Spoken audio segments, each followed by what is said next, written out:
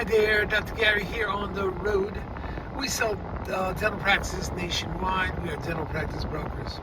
I was a dentist for 25 years, now doing the brokerage for 16 years. Today's topic is when buying a dental practice with real estate, the appraisal fee is agreed to about 95% of the time. I'll call that the bank appraisal fee, which is done by a third-party individual the bank hires. So we'll call that the bank third-party appraisal fee. Anyway, we'll get into that. Before we do, as you know, we now have 10 employees. We're in 25 states, and we work every day except Christmas and Easter. So we're here to help you out anytime you need us. Give us a call, 201-663-0935, or dentalpracticeguide.com or nationwidedentalpracticebrokers.com. Just give us a call. We'll talk to you. Everything you're about to hear is for entertainment purpose. It's not legal advice or business advice. It is really sunny. Excuse me, got to put the glasses on there. All right, we got them on. I think I look younger with these, huh? I'm just kidding. So, give us a ring. Now, if you have a larger practice, grossing $1 million plus and 5 operatories or more, call us because you may be a candidate for the DSOs to purchase. They pay top dollar, but you got to be able to stay and work a little bit longer, 3 to 5 years. It's a lot. They don't give you all the money up front, but they do pay a lot. So it's something to consider. But they'll often pay our commission, so it makes it easier for you. And we know who the best ones are. Some of them are going through hard times now. One big one, 300 offices went under.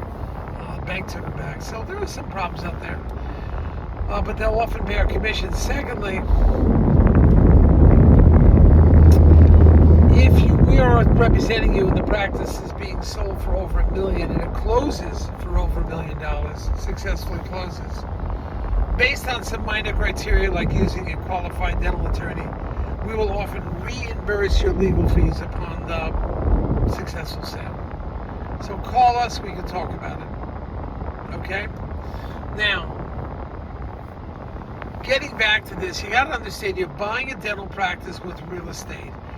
Real estate itself, it does come to a pretty clear number because they often base it on square footage. Remember, you can have a beautiful office inside, but the appraisal fee is really based on square footage. What's the square footage something else is sold for in the region? That is what your real estate value is. 4 walls and everything inside the walls, all the dental equipment, all the supplies, all the equipment, all that goes along with the dental office itself, the value of a dental office. So be aware of that, okay? But that's really, really important for you to understand that.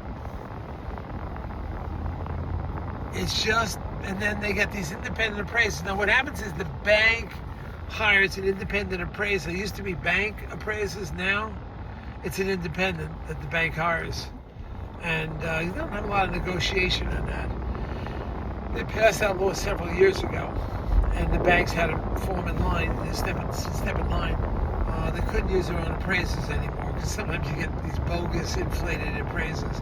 So they want a third-party outside appraiser, and they will appraise your property based on comparable sales of other practices or properties that is sold in your general area. And that's where they come up with the numbers. Now, when the bank appraiser comes up with their numbers, generally, in about 90-95% of the time, the buyer and the seller agree to that appraisal. Usually the buyer has to come up a little bit to the appraisal or stay steady, whatever, to what the offer. Because don't forget, the buyer put an offer in before the appraisal was done. And they'll often do that because they'll get some ideas from banks and so forth, and get a look at their own appraisal so they have a pulse on what to offer for the practice. And if the seller's too high and the buyer agrees to a higher price, they may want to negotiate a little bit. But at the same time, that is pretty much a standard rule. If the practice is appraised by a third-party real estate appraisal, generally they stick. All parties, buyer and seller, generally stick with that appraisal. So that's something to be aware of. Okay? They generally stick with it, and it works out well. The times, if you want to dispute it as a seller, you can dispute it. But you're going to have to pay for your own commercial, $2,000-$3,000 for your own commercial appraisal. But it doesn't mean the bank's going to approve your appraiser. So you got to get the appraiser approved. There's kind of a steps to this. It takes a little while. So just trying to make you aware of that when it comes to the real estate. So get your numbers in order and talk to a lot of people before you start renting, before you start, purchasing real estate. We work with one that's a separate entity. In other words, it's a separate contract. We're not involved in that contract, but we help you. We know the brokers and so forth out there. But you want to get to the point where that is, you get a good feel for the real estate. So when the appraiser comes up, if the appraiser is really wrong, you can always dispute it. You get your own appraisal, which is possible, but the bank has to approve of your appraisal. They have to approve of it. So it's not that easy to do. It can be done, but they have to have a sharp guy that they respect, and they can take care of that. But it is it's important. But the theme is when the bank third-party appraisal comes up with the appraisal, the buyer and the seller should agree to that number, because they're usually right. They could be wrong, but they're usually right. And we have several situations like that, where the seller thinks it's worth more money, the buyer thinks it's worth, and then the appraiser comes in and tries to straighten everybody out.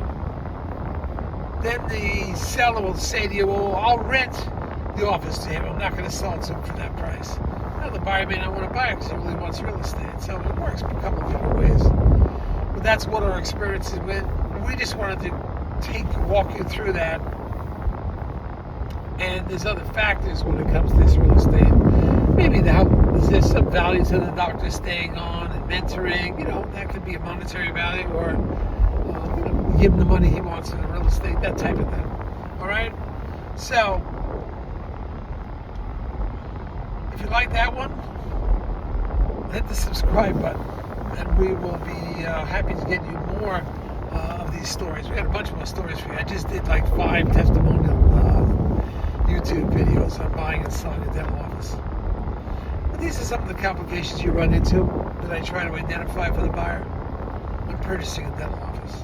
All right, thank you for listening, team. Talk to you soon. Thanks, bye.